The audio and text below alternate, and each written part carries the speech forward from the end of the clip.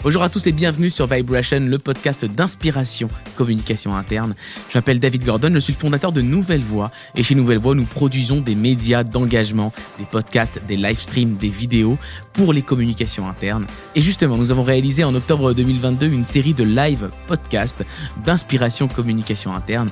Connectez enfin l'ensemble de vos collaborateurs, c'est le titre de cet épisode. Et oui, comment on connecte tous les collaborateurs, les cols blancs, les cols bleus, les frontline workers, les opérateurs de proximité. Découvrez avec nos invités leurs recettes secrètes. C'est parti. Pourquoi on a eu envie de traiter ce sujet de la déconnexion ? Parce que je n'arrive pas à connecter tous mes collabs. Oui, c'est la phrase qu'on entend très souvent lorsqu'on est dans le monde de la com interne et qu'on échange avec les uns les autres, les unes les autres. Alors plus spécifiquement, on va parler des frontline workers. Oui, on les appelle les cols bleus, mais j'aime pas trop ceux qui sont au front. Bon, j'aime pas trop non plus en français parce que ça fait un vocabulaire très guerrier. Mais en tout cas, celles et ceux qui sont vraiment en ligne de prod, en vente, ces personnes-là ne sont pas toujours connectés. On va essayer de trouver des moyens ensemble. Et on pense que le fait qu'ils ne sont pas connectés, c'est pas une fatalité. Il y a des solutions, il y a des idées, il y a des pistes, il y a la technologie, il y a plein de choses qui vont permettre peut-être de les rapprocher de la com interne de l'entreprise, parce qu'on le sait bien, une entreprise qui avance, c'est une entreprise avec une cohésion, avec une histoire commune, avec un but commun. Et donc, créer cette cohésion-là, elle est importante aujourd'hui. On va parler de ces solutions, on va parler des pistes, on va avoir des retours d'expérience très concrets avec nos deux invités que j'ai le plaisir d'accueillir sur ce plateau. Je vais commencer par toi, Guillaume. Bonjour. Bonjour, David. Guillaume Vaille, tu es responsable communication chez Groupe Valoffice, comme interne, comme externe. Les deux. Les deux, en général. On est polyvalent.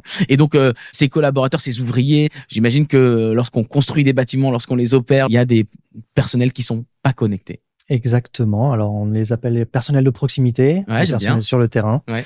On a eu effectivement du personnel déconnecté et on arrivait à les gérer. Ah ben, on va en parler. Ouais, on va en parler. Et ce qui est intéressant, c'est que presque pour cette émission, Guillaume a mené des focus group il y a quelques jours. Et donc, du coup, il a des infos hyper intéressantes sur ce que ses collaborateurs et ses collaboratrices du groupe Valoffice ont besoin. Et donc, il va nous livrer le résultat de ce focus group. Il ouvre le capot de groupe Valoffice et ça, vraiment, ça, merci beaucoup. C'est rare, d'ouvrir à ce point-là le capot. Donc, c'est vraiment hyper intéressant. Merci, Guillaume. Avec plaisir. À tes côtés, ouais, on est que des garçons. Alors, hier, il y avait beaucoup de filles, pour celles et ceux qui me taxeraient de sexisme, etc. Hier, il y a eu quasiment que des filles. Voilà, on est un plateau de garçons. Mathieu Darmé.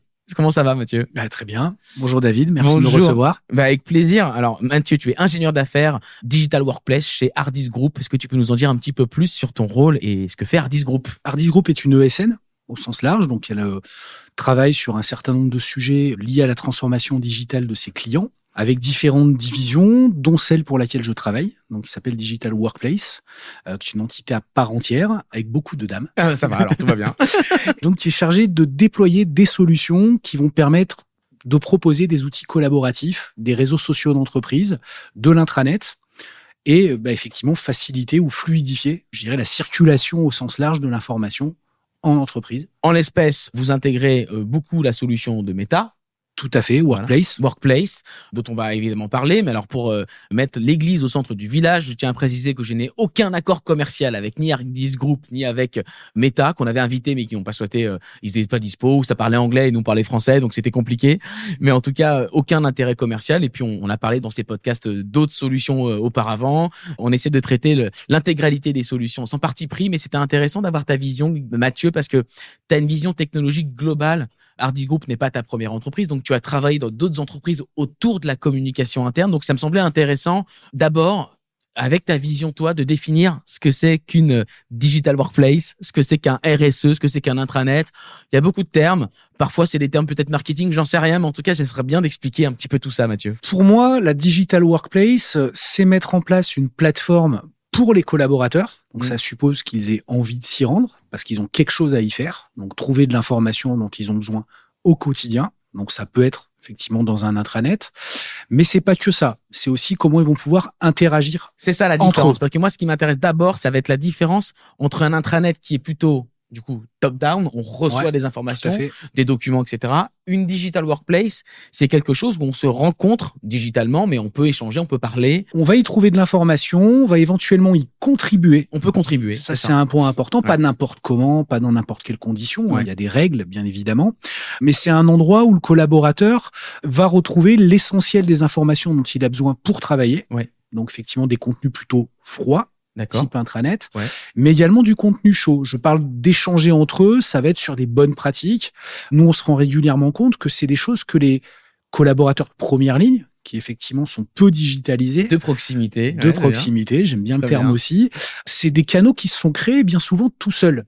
On se dit souvent, je peux pas demander à mes collaborateurs d'utiliser par exemple leur mobile ou leurs outils personnels pour travailler. Effectivement, juridiquement, c'est compliqué. Néanmoins, ils le font tout seuls. On voit régulièrement des groupes Facebook un peu sauvages qui se sont créés entre collaborateurs, des groupes WhatsApp. Et en fait, avec le risque que ça se partage à l'extérieur et il y a plein de risques. Le WhatsApp, c'est du shadow IT. C'est ça. Et en plus, c'est leur compte perso. Donc, il y a zéro possibilité de modération ou surtout de déconnexion entre la sphère privée et la sphère pro. Donc, c'est un vrai problème. Des stats, etc. C'est un problème. C'est même pas que ça. C'est qu'à un moment donné, le collaborateur, il peut plus dire, tiens, pendant mes vacances, je veux pas recevoir de notifications pour mes trucs pro. Non, c'est mon numéro. Donc, c'est pas possible. Et en plus de ça, il est impossible pour l'entreprise de savoir qui a rejoint ces groupes. Moi, il m'est arrivé de rejoindre des groupes de prospects juste pour voir ce qui se passait dessus et j'ai été accepté. Ouais, d'accord. Ce qui c'est pas normal. C'est pas normal, effectivement. Ça peut être un risque. Il y a des infos parfois confidentielles. Alors, moi, je l'ai surtout fait pour voir ce qui pouvait se raconter et montrer à mes clients qu'en fait, les gens n'ont pas nécessairement un comportement défiant sur ces réseaux sociaux-là ou sur...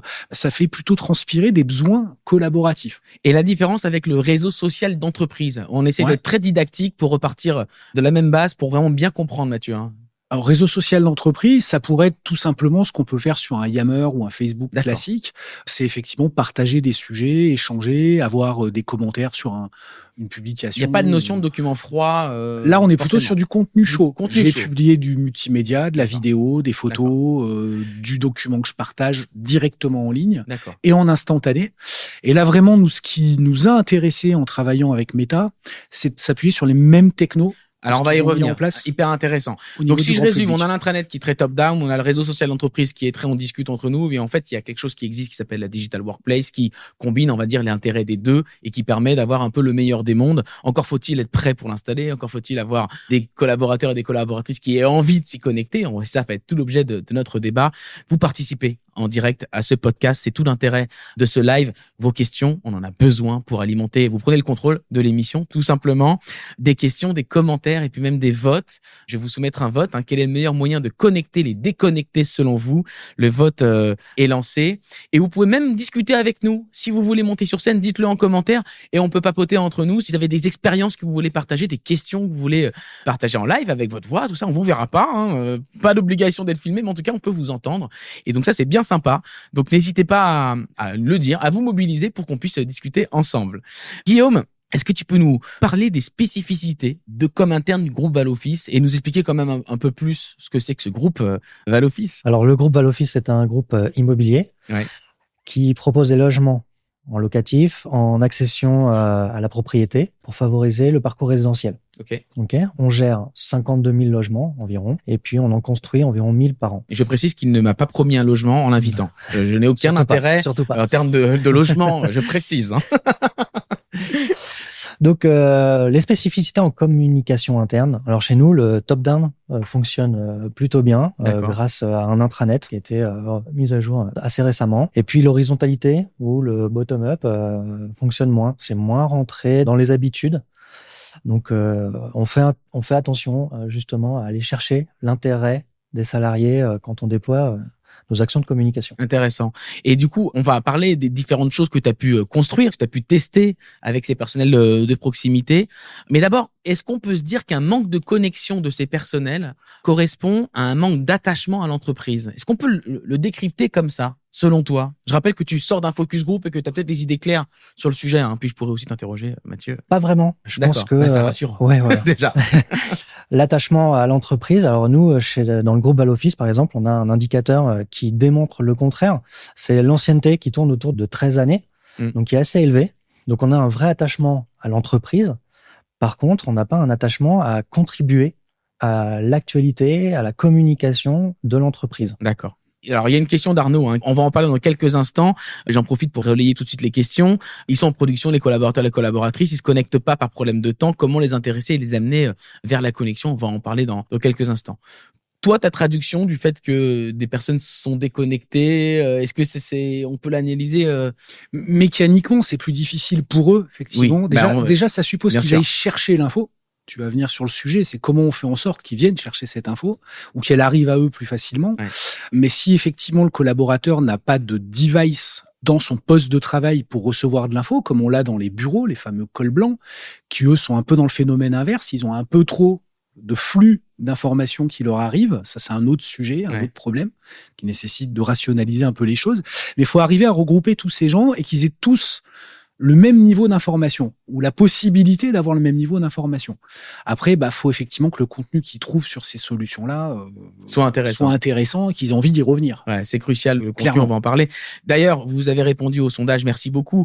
36%, donc la majorité estime que la digital workplace est la meilleure manière pour connecter les déconnectés, suivi de la vidéo, suivi des affiches, des SMS, des podcasts, et vient en dernier le pigeon voyageur, qui a été quand même choisi par une personne. Donc on la remercie, cette personne. Oh, c'était le petit joke. Donc effectivement, la digital workplace, donc il faut un device, et donc c'est fondamental pour être connecté. Et quels sont les enjeux qui conduisent finalement les entreprises à aller vers ce type d'outil, la digital workplace, qui a été sélectionné par les votants? Je vais revenir sur un point que j'ai pas traité dans ta question. C'est qu'est-ce qui, à un moment donné, va être important dans la fidélisation du collaborateur. Aujourd'hui, c'est pas un sujet dans tous les métiers. On voit qu'il y a beaucoup de secteurs qui peinent à recruter. Je pense à l'industrie, je pense à certains métiers, notamment dans le retail, qui sont pas les métiers les mieux valorisés financièrement. Et c'est vrai que l'attachement des collaborateurs est assez variable selon les structures. Donc ça passe à un moment donné aussi par peut-être le management, mais la manière dont finalement on va réussir à travailler et à collaborer avec ces populations et leur donner le sentiment, en tous les cas, de faire partie de quelque chose. Et ça, c'est un enjeu assez important pour beaucoup de clients que je rencontre. Ouais. D'ailleurs, tu parlais du retail. J'ai une très bonne anecdote sur le retail et comment on a réussi à connecter des forces de vente qui étaient en magasin. Alors, je vous la raconte pas forcément. Je vous la raconte si ça vous intéresse, si vous êtes lié à cette problématique de force de vente. Je vous la raconte. Vous me dites dans le chat si ça vous intéresse que je vous raconte cette histoire parce que ça a marché très bien. C'était chez Naf. Donc, perds pas de temps si ça vous intéresse pas. Mais si ça vous intéresse, dites-le dans le chat et puis je vous raconte cette histoire très sympa. Moi, je vais me faire un peu l'avocat du diable, messieurs. Finalement, tout d'un coup, il y a des solutions technologiques qui arrivent et on se dit, il faut les connecter. Voilà. Mais pendant des années et des années, alors moi j'ai le plaisir d'être professeur de communication interne, c'est pas pour me la raconter que je dis ça, mais du coup on m'a demandé de faire l'histoire de la com interne. Donc du coup j'ai planché, etc. Ça marchait très bien. Il y avait de la com interne qui passait pendant des années et des années sans qu'il y ait de connexion. Pourquoi maintenant il y a cette nécessité? Dans les années 80, les collaborateurs, les ouvriers, etc., on peut pas dire forcément qu'ils étaient pas dans l'entreprise, dans le projet. Pour autant, ils étaient beaucoup moins connectés. Alors c'est un paradoxe. Tout d'un coup, c'est un nouveau besoin qui arrive. Alors écoute, non, c'est pas un nouveau besoin. C'est-à-dire que c'était déjà un enjeu avant. La seule différence, c'est que les gens étaient beaucoup moins digitalisés, beaucoup moins habitués à aller chercher ou à recevoir de l'information. Donc aujourd'hui, le fait qu'il y ait un décalage entre tout ce qu'ils peuvent manipuler dans leur vie privée et ce qu'on leur propose ou pas dans l'organisation de travail, crée finalement chez eux peut-être un sentiment de... On dit souvent que pendant des années, notamment dans les années 80, c'est l'entreprise qui amenait la technologie à ses collaborateurs. Là, c'est clairement l'inverse. C'est la vie perso qui amène la technologie. Et donc, du coup, le risque, c'est ça, c'est d'avoir une entreprise un peu vieillotte. Que ce soit une expérience déceptive. Quand on va aller faire l'effort de rejoindre ces canaux, a fortiori, si en plus ce qu'on y trouve ne correspond pas à ce qu'on cherchait ou ce qui nous intéresse, parce que c'est aussi un sujet, ça. Donc, du coup, on n'y retourne pas. Donc, dans les années 80, pour répondre à ta question, il y avait aussi des problématiques d'emploi qui commençaient à poindre, mais on avait quand même moins de difficultés à recruter qu'aujourd'hui. La main-d'œuvre était abondante, dirons-nous.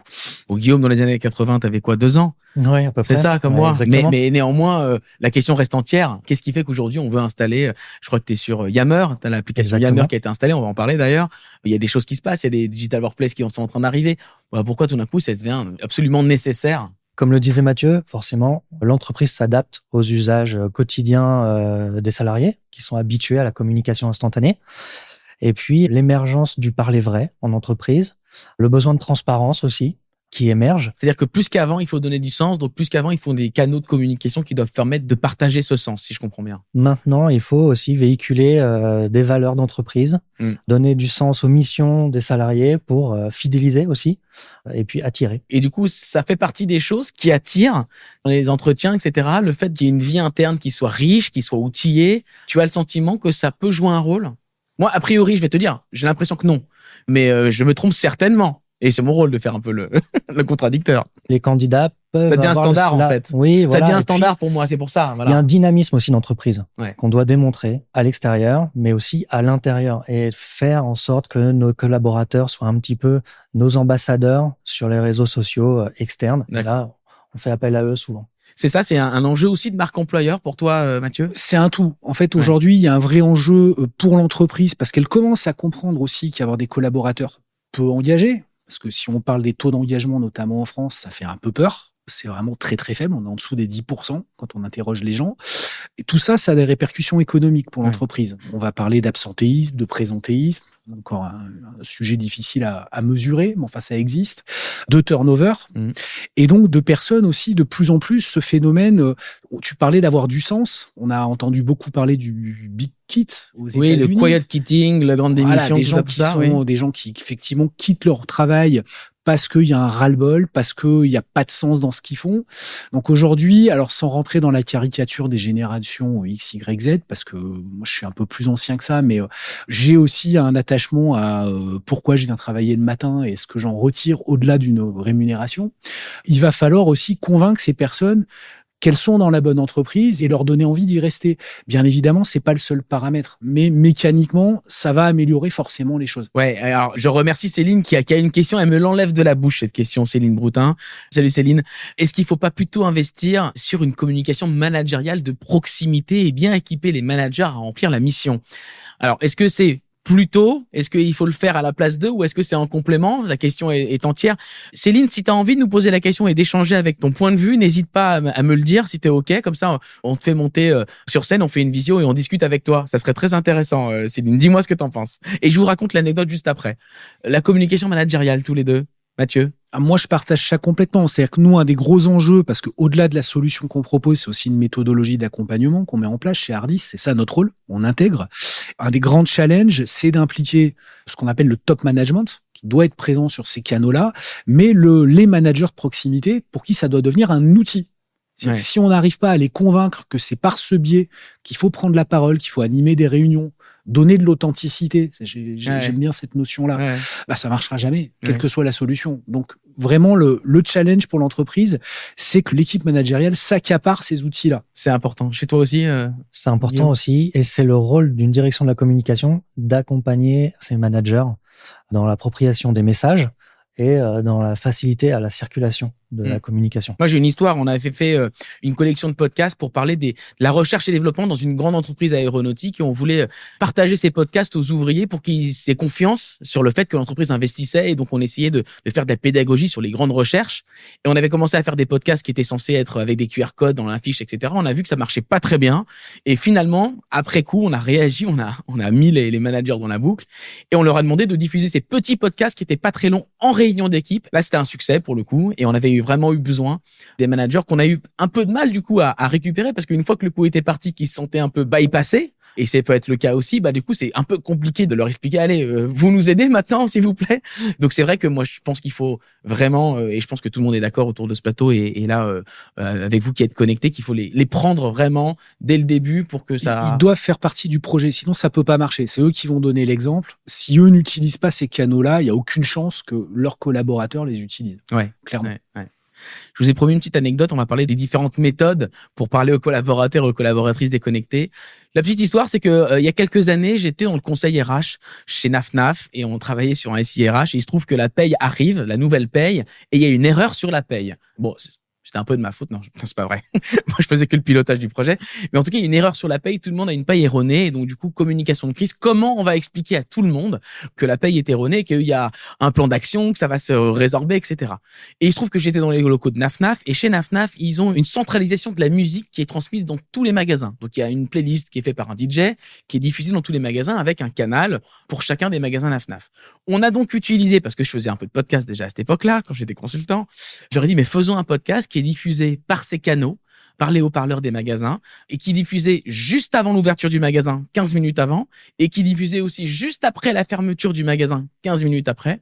Et dans ces 15 minutes-là, on a pu faire un podcast qui expliquait les choses, que la paye était erronée, qu'elle allait avoir un plan d'action et que tout allait être arrangé. Et c'était un vrai succès. On a fait une enquête derrière, et du coup, on a continué à en faire, et ça a été vraiment canon. Donc ça, c'est quelque chose qui a bien marché, que j'ai pu constater. Donc je donne l'idée. Puis si vous voulez que je vous explique, vous m'appelez. Vous trouverez mon numéro sur le site. Toi, chez toi, Guillaume, qu'est-ce que vous faites comme technique pour connecter les collaborateurs, les collaboratrices? Qu'est-ce que tu as testé? Raconte-nous. La période du Covid a fortement accéléré l'équipement en smartphone et en ordinateur portable des salariés. Alors ça a forcément accentué. Ça, c'est un grand plus. C'est un grand plus. Et tout le monde n'a pas ce luxe-là. Exactement. Donc, on est passé d'une population déconnectée à quasiment tous les salariés connectés. Donc, on sait qu'ils reçoivent nos messages. Ensuite, on a mis un intranet, on a des affichages dynamiques qu'on a mis en place. Et donc, du coup, est-ce qu'il y a des choses que tu peux constater comme étant plus efficaces que d'autres? Le contenu a une vraie valeur ajoutée dans l'animation, de la communication et des outils aussi, des plateformes, d'un réseau social d'entreprise, un intranet. Ça, on peut vraiment mettre l'accent sur le contenu. J'aimerais qu'on parle 2 minutes des SMS. Parce que en préparant cette émission, on a eu un petit débat, on a eu une petite échange sur les SMS. Certains peut-être utilisent le SMS. Il y a quelques personnes qui ont dit l'avoir utilisé. Je crois que ça a été utilisé à un moment donné, que ça a été plutôt un succès à un moment donné, mais que tu veux pas le prolonger dans le temps, c'est ça? Alors nous, le SMS a été utilisé en période de Covid. Ouais, ok. Et uniquement sur des messages très importants, RH. Donc ça a été utilisé une poignée de fois. D'accord. Et on ne l'a pas réitéré, parce que nous avons déployé un réseau social d'entreprise avec la possibilité de se connecter pour tous les salariés. Ouais. Bon, il y a des exemples de SMS. En travaillant sur l'émission, on a regardé quelques use cases. Il y a des cas où effectivement, en fait, moi aussi, je l'ai constaté. Lorsqu'on lance un podcast et qu'on l'annonce en SMS que le podcast est sorti, et effectivement, 80% d'écoute est dans l'heure qui suit l'envoi du SMS. Donc, ça peut jouer un rôle. Mais j'imagine que à l'heure de la digital workplace, le SMS, il est un peu daté. Je trouve utile et efficace quand même, mais avec parcimonie, on va dire. Alors, ça pose déjà un premier problème, c'est de disposer des numéros des collaborateurs. Alors, même si c'est en train de changer, c'est rarement des téléphones professionnels qu'ils ont, c'est des téléphones perso. Oui. On ne peut pas, à ce jour, tous chez Groupe Valoffice, voilà, on n'a pas tous la chance. Non, mais ça bouge, même dans l'industrie, je vois de plus en plus de clients qui commencent à réfléchir à doter leurs collaborateurs, parce que c'est aussi, en termes de marque employeur, un truc un peu différenciant, de mettre à disposition un abonnement ou. Oui, bien sûr. De plus en plus, c'est des cartes SIM virtuelles. Tu sais qu'on peut installer sur son mobile. Ouais. Donc, c'est pas mal. Moi, ça va dans le sens de ce qu'on fait, parce que finalement, peut y avoir comme de la réticence. Le fait d'envoyer un SMS suppose qu'on ait ce numéro, ce qui est pas forcément vrai avec une app que le collaborateur télécharge de son plein gré. Oui. Nous, on le connaît, on l'a identifié en amont, il va trouver son profil. Alors, le numéro, il faut qu'ils acceptent, parce qu'en préparant l'émission, alors malheureusement, on va tous dire, on avait invité une autre personne comme interne qui a pas pu venir malheureusement. On la salue, elle nous avait dit qu'elle avait, pendant le confinement, récupéré tous les numéros de téléphone, donc ça, c'était super victoire. Mais après, il s'est rendu compte qu'il fallait le consentement pour envoyer des SMS, sinon c'est pas bon. Et du coup, il a fallu faire une nouvelle campagne pour récupérer le consentement. Et donc, c'était pas simple. Donc voilà, si vous voulez le faire, faites les deux en même temps. C'est peut-être malin de le faire comme ça. Alors moi, j'avais étudié ça dans une précédente activité. Ouais. On avait testé ça justement pendant la première vague de Covid, notamment sur une boîte où ça avait dans un premier temps suscité des réactions, mais vous n'avez pas le droit. Et en fait, on l'a testé pendant 3-4 mois. Et quand on a arrêté, il y a tout plein de gens qui sont venus. Mais attendez, mais en fait, c'était bien ça. Donc, on se rend compte qu'en fait, les gens ont cruellement besoin d'avoir du lien, surtout dans ces périodes-là, et que du coup, utiliser leur device, c'est pas un vrai problème. Ouais. Par contre, le SMS, ça reste quand même un canal assez limité. Et je suis d'accord, c'est plutôt pour des choses très ponctuelles, type comme de crise, quoi. Céline nous confirme, il faut travailler sur les accords en amont avec le département juridique et les légal. Je sais pas si je te demande si tu l'as fait ou pas, je vais pas te mettre en difficulté, mais tu peux faire joker. Non, on fera pas joker, mais effectivement, on l'a utilisé. C'est pour ça qu'on le réutilise pas, parce que il faut le consentement et c'est assez intrusif aussi un SMS. Si c'est pas sur le mobile professionnel. Et puis, c'est vraiment du top-down de base, quoi. Nous, aujourd'hui, ce qu'on prône, c'est quand même l'interaction. Tu parlais de maturité des organisations. Certains sont pas encore matures sur le fait de donner la parole à leurs collaborateurs. Nous, on leur explique que ça se fait pas dans n'importe quel cadre et n'importe comment, qu'il y a des groupes sur lesquels ils pourront contribuer, d'autres non. Il y a des groupes institutionnels dans une digital workplace. Il y en a d'autres où le propos, et c'est ce qui fait qu'ils vont venir se connecter tous les jours, et éventuellement en dehors de leurs heures de travail, c'est parce que le contenu qu'ils vont trouver est pertinent pour eux. Et c'est ce qui est super fort avec Meta, c'est qu'on va tous sur Facebook ou sur Instagram. Ça vous propose des choses qui bizarrement vous parlent. Il y a une intelligence et un algorithme derrière Mais est-ce qu'on est obligé de faire l'accompagnement au changement? Parce que Caïs, que je ne connais pas mais que je salue chaleureusement, nous pose la question de l'accompagnement au changement. Et les collaborateurs ne sont-ils pas déconnectés par manque d'éducation technologique? Un accompagnement formation sur l'utilisation des plateformes type Yammer est peut-être à prévoir la conduite du changement. Alors, et c'est vrai qu'avec Workplace de Meta, on connaît Facebook. Néanmoins, est-ce qu'on peut s'affranchir de conduite de changement? Et je peux te poser la question, je crois que tu n'es pas sur Workplace, donc ça peut être intéressant de voir comment tu travailles aussi le change management. D'abord, Mathieu. Moi, il m'arrive de travailler sur des dossiers qui n'ont pas été accompagnés. D'accord. Donc, avec des taux d'adoption qui sont pas mirobolants, malheureusement. Après, c'est pas l'utilisateur final, en tous les cas, de notre côté, sur un produit comme Workplace, parce que tout le monde sait à peu près utiliser Facebook. Moi, mon papa est bientôt 80 ans, il sait très bien y aller, donc c'est pas le problème. Est-ce qu'il like tous tes commentaires et tout tes... Non, parce que moi, ma mère, si ma mère me regarde, j'en peux plus, elle me like tout, elle me partage tout, ça suffit, laisse-moi tranquille sur Facebook. J'avoue que j'en fais peu. D'accord, c'est pour ça. Mais les cordonniers, on les connaît, ils sont mal chaussés. Je suis très actif sur d'autres réseaux. Je sais. Mais quoi qu'il en soit, le propos, c'est qu'ils savent utiliser le produit.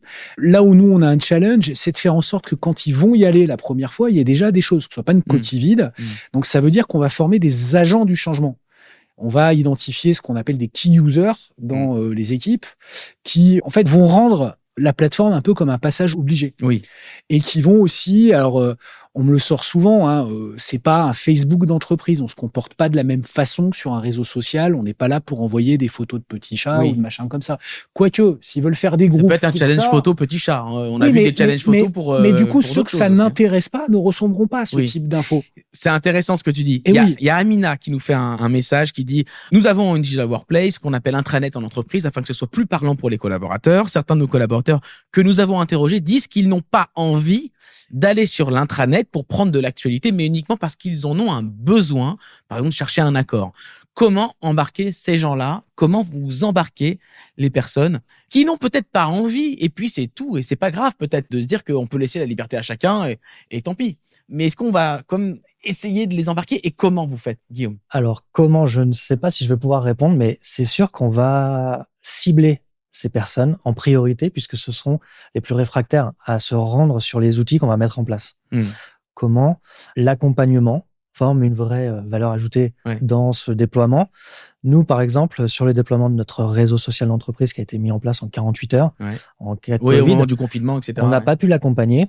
Aujourd'hui, on le paye. Je pense qu'on le paye. Il faudrait revenir dessus. Ah oui, il y a eu des offres incroyables au moment du confinement où on proposait des digital workplace à très bas coût. Et c'était très bien. C'était une offre qui était totalement légitime et très utile. Mais c'est vrai qu'on y revient un peu parce que des choses qui sont faites un peu dans la hâte. C'est pas pour rien qu'il y a un projet. C'est pas pour rien qu'il y a l'accompagnement au changement. C'est pas pour rien que tout ça, ce sont des.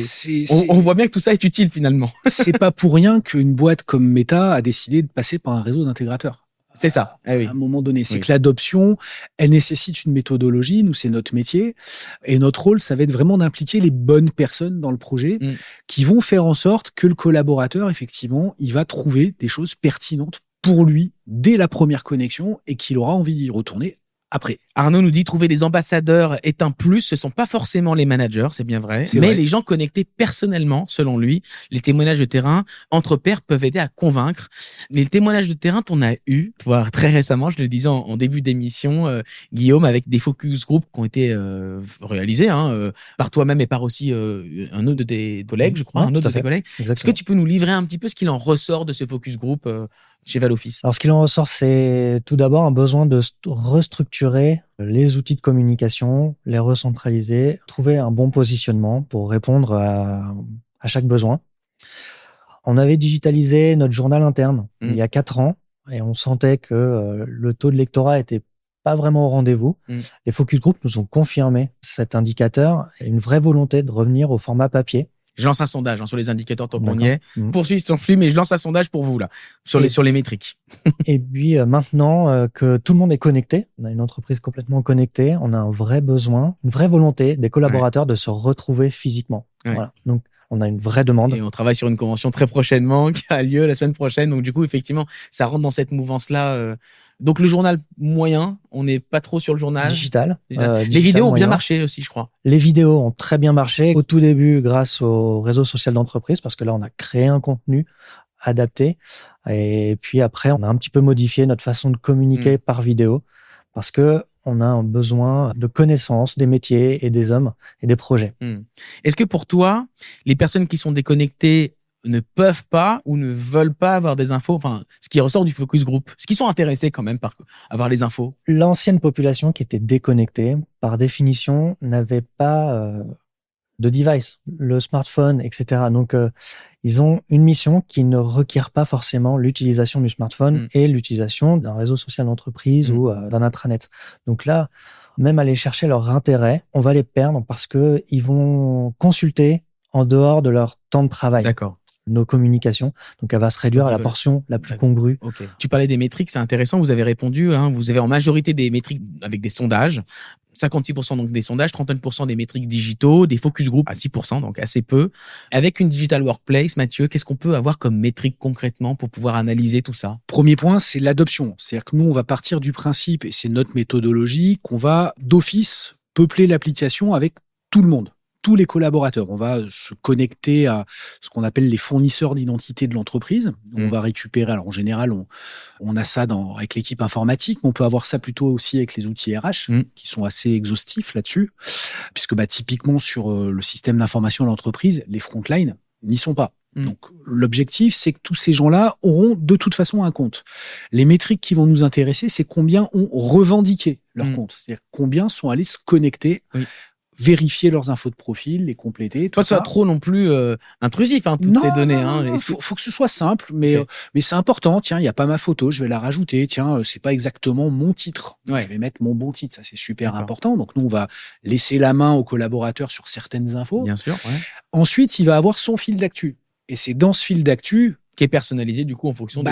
Au départ, ça va être surtout par rapport à qui il est. Il est de tel pays, dans telle usine, donc dans tel magasin. Ça, Donc nous, en fonction de ça, on va l'associer à des groupes sur lesquels il y aura des choses publiées qui vont lui parler et le concerner. Donc ça, c'est un premier point. Là où après, on va être encore plus fin, c'est en fonction, je dirais, des habitudes du collaborateur. Qu'est-ce qu'il a lu? Sur quoi il a cliqué? Qu'est-ce qu'il a liké? Donc ça, on peut analyser tout ça. Nous, on va avoir ce type d'infos et c'est même pas une analyse, c'est l'algorithme qui va en tenir compte. Alors, j'imagine qu'il y a un effet waouh et c'est Céline qui le dit. Merci pour ta question, Céline. Passer l'effet waouh. Effectivement, on a un fil. Toi, Mathieu, tu es manager, tu es ici les Moulineaux et voilà le fil qui est pour toi. Donc, c'est sympa. Comment on peut maintenir l'intérêt sur ces plateformes digitales? Ça, c'est la question de Céline. Est-ce qu'on sort pas la carte création de contenu à ce moment-là avec un enjeu majeur sur ça, Guillaume? Entièrement d'accord. Là, c'est l'enjeu primordial. C'est une vraie stratégie de création de contenu. Une fois que tout le monde est connecté, maintenant, il faut les intéresser à venir spontanément sur les plateformes qu'on met à disposition. Qu'est-ce qui marche pas en termes de création de contenu chez toi? On a parlé de vidéos, etc., mais peut-être que tu as une vision un peu plus... Ce qui marche beaucoup, c'est le qui fait quoi. Dans la digital workplace. Exactement. Okay. Donc sous forme de quoi? De vidéos, de podcasts? Non, pas de podcast. Pas de podcast encore. Mais par contre, je crois que j'ai un nouveau client. Mais par contre, vidéo qu'on essaie de développer effectivement, et on est assez surpris parce que les salariés sont plutôt d'accord en fait pour suivre les vidéos, pour y aller et pour être face à la caméra, participer au tournage. Effectivement. C'est intéressant. Et on a des très belles réalisations pour démontrer une équipe, un projet. Ça marche beaucoup. L'actualité RH aussi marche beaucoup. Oui, c'est ce que tu as constaté toi aussi. Alors, tu as des métriques un peu larges, du coup, de ce qui marche pas en termes de taux d'engagement. Nous, on voit sur quoi les gens cliquent, sur quoi qu'est-ce qu'ils lisent. Mais tu as une vision plus large qu'une entreprise. Les moments aussi auxquels ils vont à un moment donné aller chercher l'info. Alors, il y a des moments où il faut publier. Je peux pas te dire, ça va vraiment dépendre. De l'entreprise, oui, bien sûr. Tu prends des gens en 3-8, évidemment, ils vont pas avoir les mêmes comportements que quelqu'un qui a des horaires de bureau traditionnels. Donc ça, c'est grâce aux métriques de la plateforme qu'on va pouvoir, j'irai dans une logique d'amélioration continue, comme on aime tout ça dire. C'est vrai. Pouvoir peut-être remettre un peu le curseur ou un peu d'effort sur des communautés qui adoptent moins que d'autres. Pourquoi? Est-ce qu'il y a un problème peut-être d'engagement sur ces équipes-là? Peut-être que le manager n'a pas adopté l'outil, peut-être qu'il n'y croit pas. Donc, il va falloir retourner le convaincre. Et donc, en termes de ce que nous, on appelle le run, c'est-à-dire qu'une fois qu'on a lancé le projet, maintenir l'adoption, notre rôle, c'est aussi de continuer à travailler avec notre client. Le contenu, ce qui publie, lui appartient à ses équipes. Et c'est là où moi j'interviens, du coup. Je me rends compte que plus on met en avant des collaborateurs, des collaboratrices, alors nous on fait des vidéos, des podcasts, des lives, etc. Plus on les met en avant, plus on met même plusieurs personnes dans une même émission, plus ça marche. Parce que voilà, elles sont ambassadrices, elles sont pas forcément managers, mais justement, ce qui est intéressant avec ça, c'est d'aller chercher des personnes qui ne sont justement pas connectées, qui sont pas forcément dans la strate managériale, et on peut les mettre mettre en avant. Il y a une vraie stratégie de contenu qui est passionnante. Et c'est pour ça que j'en fais mon métier aujourd'hui, de cette création de contenu qui est complètement au cœur de la stratégie une fois qu'on a lancé. Je cite souvent Netflix. Aujourd'hui, Netflix, quand tu y vas, on n'a pas tous les mêmes propositions. On a des trucs qui nous plaisent. C'est un peu le même principe. Donc, quand je vais me connecter, tiens, bah ouais, effectivement, c'est qui je suis. On me propose des choses qui m'intéressent. Très rapidement, j'ai pas scrollé 15 ans avant de trouver vraiment des choses qui sont pertinentes pour moi. Et c'est nous aider nos clients à maintenir cet effort-là dans le temps. Écoute, au-delà d'avoir un outil super fluide et pratique à utiliser. Le mantra de Céline en com interne, parler de moi, voilà, parler des gens, hein, c'est ça. Je veux parler de moi en tant que collaborateur. Il faut parler des collaborateurs personnifiés au maximum. Et c'est ce que peut-être vous faites avec ces vidéos. Ça, on parle de chacun d'entre vous, notamment avec les vidéos. Mais oui, on essaye de leur offrir une vitrine pour présenter leur projet, présenter leur mission. Et puis, parce que le back-office n'est pas forcément connu dans toute l'entreprise. Donc, on les sort de leur bureau et puis on leur offre une audience. Dernière question avant de se quitter, elle est pour toi, Mathieu. Comment on sait si une entreprise est prête ou non à passer sur un tel outil? Parce que c'est bien beau, on veut digitaliser, on veut de la techno, et puis mais parfois on peut ne pas être prêt quand même en tant qu'organisation. Je le sais assez vite dans les questions qu'on peut me poser ou dans la manière dont on me présente le projet. Effectivement, il m'est arrivé de rencontrer des entreprises qui ne souhaitaient pas établir de communication transverse, partant du principe que les collaborateurs sont pas là pour parler entre eux. Bon, alors déjà, on règle le problème, ils le font tous. Il y a des groupes WhatsApp de partout. On en a déjà parlé. C'est un vrai sujet, notamment pour les équipes IT. Après, c'est vrai que c'est parfois un peu compliqué d'aller expliquer à des équipes com qu'il va falloir trouver un budget sur un sujet où on n'en avait pas. Donc, c'est là qu'on va pouvoir essayer de mettre en évidence qu'il y a du ROI à aller chercher, qu'on peut peut-être mieux fidéliser les collaborateurs, qu'on peut peut-être limiter le turnover, enfin vraiment créer de l'adhésion. Est-ce que je peux te répondre? Très bien. Merci beaucoup. Merci à vous deux d'avoir été parmi nous. Je rappelle, Mathieu, Hardis Group, ingénieur d'affaires, intégrateur de la solution Workplace de Meta. J'ai tout bon. J'ai tout bon. Et Guillaume Vaille, responsable communication chez Groupe Valoffice. Merci infiniment à tous les deux. Et merci également à vous de nous avoir suivis. À très bientôt. Et prenez soin de vous. Merci.